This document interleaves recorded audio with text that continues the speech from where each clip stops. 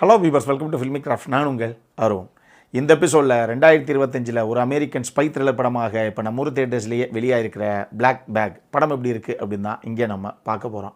இந்த படத்தில் நம்ம கதாநாயகனுடைய பேர் ஜார்ஜ். இவர் பேசிக்காக ஒரு ஏஜென்ட்டு, பிரிட்டிஷ் இன்டெலிஜென்ஸ் ஆஃபீஸராக இருக்கிறாப்புல. இவருடைய மனைவி பேர் கேத்ரின்னு. அந்த அம்மாவும் கிட்டத்தட்ட இன்னொரு ஏஜென்ட்டாகத்தான் இருக்கிறாங்க. படத்துடைய ஆரம்பத்திலேயே இவருடைய சூப்பர்வைசர் நம்மளால் கூப்பிட்டு வர்றாப்புல, நம்மளால் போய் பார்க்குறாப்புல. பார்த்தா அவர் சொல்கிறாரு, இங்கே பாருங்கங்க, செவரஸ் அப்படின்னு சொல்லி ஒரு டாப் சீக்ரெட்டு சாஃப்ட்வேர் ப்ரோக்ராம் ஒன்று நம்ம ரெடி பண்ணோம். ஆனால் அதை யாரோ திருடி லீக் பண்ணியிருக்காங்க.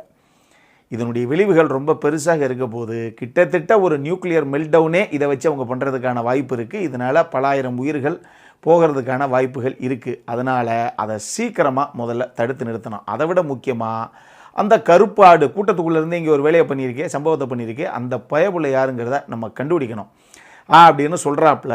S sir, reporting to duty sir, கண்டிப்பாக கண்டுபிடிச்சலாம் சார் அப்படிங்கிறாரு நம்ம கதாநாயகன். ரொம்ப உணர்ச்சி வசப்படாதீங்க தம்பி, 5 பேர் மேலே நாங்கள் சந்தேகப்படுறோம். டெஃபினட்டாக அந்த 5 பேரில் யாரோ ஒருத்தர் தான் இந்த விஷயத்தை பண்ணியிருக்கிறது. இதில் ஒருத்தர் உங்கள் மனைவியான கேத்ரின். அதனால் நீங்கள் நாடு முக்கியம் நினைப்பீங்களோ இல்லை உங்கள் வீடு முக்கியம் நினைப்பீங்களோ அது உங்கள் திறமை. ஆனால் இந்த 5 பேர்த்தில் அந்த பிளாக் ஷீப் யார் அப்படிங்கிறத நீங்கள் கண்டுபிடிக்கணும் அப்படின்னு சொல்ல போக கதாநாயகனே களத்தில் இறங்குறாரு. இதுக்கப்புறம் என்ன தான் நடந்தது, இதுதான் இந்த படத்துடைய மொத்த கதையை. இந்த படத்தை டேவிட் கோப் அப்படிங்கிறவர் எழுதி ஸ்டீவன் சோடர்பர்க் இயக்கியிருக்காப்புல. ஸ்டீவன் சோடர்பர்க் அப்படிங்கிற இந்த பேர் இருக்கே, இது த்ரில்லர் ரசிகர்களுக்கு ரொம்ப ரொம்ப பிடிச்ச ஒரு பேர் தான். அந்த மாதிரி பல படங்களை கொடுத்தவர் தான். குறிப்பாக இந்த மாதிரி ஸ்பை த்ரில்லரு, இந்த ஹைஸ் த்ரில்லர், குறிப்பாக ஓஷன்ஸ் 11, 12, 13 சொல்லி அது மாதிரி போயிட்டே இருக்கும். அந்த மாதிரி அந்த ரசிகர்களுக்கு பிடிச்ச மாதிரி படங்களை கொடுக்கக்கூடிய ஒரு இயக்குனர்கிட்ட இருந்து ஒரு படம் தான் இது.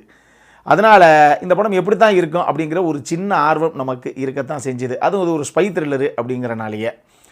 ஒரு உண்மை என்ன அப்படின்னா, இதில் அவங்க ஸ்டேஜிங் அண்ட் மேக்கிங் அப்படிங்கிற ஆஸ்பெக்டில் செம்ம ஸ்டைலிஷான, ரிச் அண்ட் கிராண்டியராக ஒரு படத்தை அவங்க கொடுத்துருக்காங்க. டெக்னிக்கலி செம்ம சவுண்டான ஒரு படம் இது. படத்துடைய சினிமோகிராஃபி ஆகட்டும், படத்துடைய மியூசிக் டைரக்டருடைய ஒர்க் ஆகட்டும், எல்லாமே அட்டகாசமாக இருக்குது. எடிட்டிங் அப்படிங்கிற ஆஸ்பெக்டில் கூட கதாநாயகன் ஒரு 3-4 கதாபாத்திரத்தை உட்கார வச்சு ஒரு விஷயத்தை கண்டுபிடிக்கிறதுக்காக ஒரு லைட் டிடெக்டர் வச்சு ஒரு டெஸ்ட் மாதிரி ஒரு விஷயம் ஒன்று பண்ணுவார்.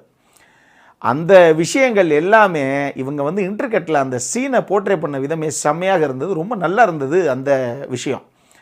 அதே மாதிரியே இதில் ஸ்க்ரீன் பிளேயை பொறுத்தளவுக்கு ஆன் அண்ட் ஆஃபாகத்தான் இந்த விஷயமே மொத்தமாக ஒர்க் அவுட் ஆகிருக்கு. ஏன்னா ஒரு சில இடங்கள் என்னங்க படம் முழுக்க பேசிக்கிட்டு தான் இருக்காங்க, வெறும் பேச்சு தான் இருக்குது, வீச்சே இல்லையே அப்படிங்கிற மாதிரி ஒரு ஃபீல் ஒன்று எனக்கு வந்தது. அதுக்கு காரணம் என்ன நல்லா தெரிஞ்சுக்கங்க, இது ஸ்பை ஆக்ஷன் த்ரில்லர் கிடையாது. நம்ம ஜேம்ஸ் பாண்ட் படங்கள் வரும் இல்லையா, ஸ்பை ஆக்ஷன் த்ரில்லர் படங்களா, அந்த மாதிரி இந்த ஆக்ஷனுங்கிற வார்த்தையை மொத்தமாக அழிச்சிருங்க. வெறும் ஸ்பை த்ரில்லர் தான். இவங்க பேசியே தான் எல்லாத்தையும் கண்டுபிடிப்பாங்களே தவிர அந்த படத்தில் சண்டை சச்சரவுன்னு எதுவுமே கிடையாது. ஒரு ஆக்ஷன் பிளாக் கூட எங்கேயுமே கிடையாது இந்த படத்தில். அதனால் அப்படி எதிர்பார்ப்போட போய் பார்த்துறாதீங்க. ஸோ படத்தில் ஒரு சில இடங்கள் செம சுவாரஸ்யமாக அங்கங்கே ஏறுது. டக்குன்னு அப்படி டென்ஷனை பில்ட் பண்ணி ஏற்றுறாங்க ஸ்க்ரீன் பிளேயில். அடுத்து ஒரு சில இடங்கள் அப்படியே படுத்துருது. என்னையா படுத்தி விட்டானையா அப்படிங்கிற லெவலில் டப்புன்னு உள்ளே விழுந்துருது. அந்த லெவலில் தான் ஸ்க்ரீன் பிளே அமைக்கப்பட்டிருக்கு. அதனால் இந்த படம் எல்லாத்துக்குமான படமே கிடையாது. இப்போ நான் சொன்ன மாதிரி ஸ்பை ஆக்ஷன் த்ரில்லர்னால் அதனுடைய எதிர்பார்ப்பே மக்கள்கிட்ட, ரசிகர்கள்கிட்ட வேறு மாதிரி இருக்கும். இது வெறும் ஸ்பை த்ரில்லர் அப்படின்னு நிறைய பேசிக்கிட்டே இருக்கிறனால இது உங்களை கவருமா அப்படிங்கிறது ஒருத்தரை பொறுத்து தான். சில பேர்த்துக்கு பிடிக்கலாம், சில பேர்த்துக்கு பிடிக்காமல் போகலாம். இதை மைண்டில் வச்சுக்கோங்க. இந்த படத்தை பொறுத்தளவுக்கு முக்கியமான கதாபாத்திரங்கள் ஒரு 5-6 கதாபாத்திரங்களாக சித்தரிக்கப்பட்டால் கூட மெயினாக அந்த 2 லீடு மைக்கேல் ஃபாஸ்பெண்டர் தான் அந்த ஜார்ஜ் அப்படிங்கிற அந்த கதாநாயகனாக அந்த கதாபாத்திரத்தை பண்ணியிருப்பாப்புல. கேத்ரின் அப்படின்னு அவருடைய மனைவியாக கேட் பிளான்ஷெட் தான் பண்ணியிருப்பாங்க. கேட் பிளான்ஷெட் இந்த 2 பேருமே வேறு லெவலில் ஆர்டிஸ்ட்டு. கேட் பிளான்ஷெட்லாம் வாங்காத அவார்டே கிடையாதுங்கிற அளவுக்கு அந்த அம்மா ஆஸ்கார்லேருந்து, கோல்டன் குளோப்லேருந்து வாங்காத அவார்டே கிடையாது. பிரிட்டிஷ் அவார்ட்ஸ்லேருந்து ஊருப்பட்ட அவார்டாக அள்ளி குமிச்ச ஒரு ஆர்டிஸ்ட்டு. ஆனால் அந்த அளவுக்கெல்லாம் பர்ஃபார்மன்ஸில் புல் ஆஃப் பண்ணுறதுக்கு இந்த படத்தில் முதல்ல சீனே கிடையாது. இது ஒரு ஸ்பை த்ரில்லருங்கிற மாதிரி ஓரளவுக்கு கொஞ்சம் மேலோட்டமாகத்தான் எல்லாமே இருக்குமே தவிர பர்ஃபார்மன்ஸில் ஸ்கோர் பண்ணுற அளவுக்கு இந்த 2 பேத்துக்குமே பெருசாலாம் எதுவுமே கிடையாது. பட் 2 பேரும் அந்த கதாபாத்திரத்துக்கு என்ன தேவையோ அது நீட்டாகவே புல் ஆஃப் பண்ணியிருக்காங்க.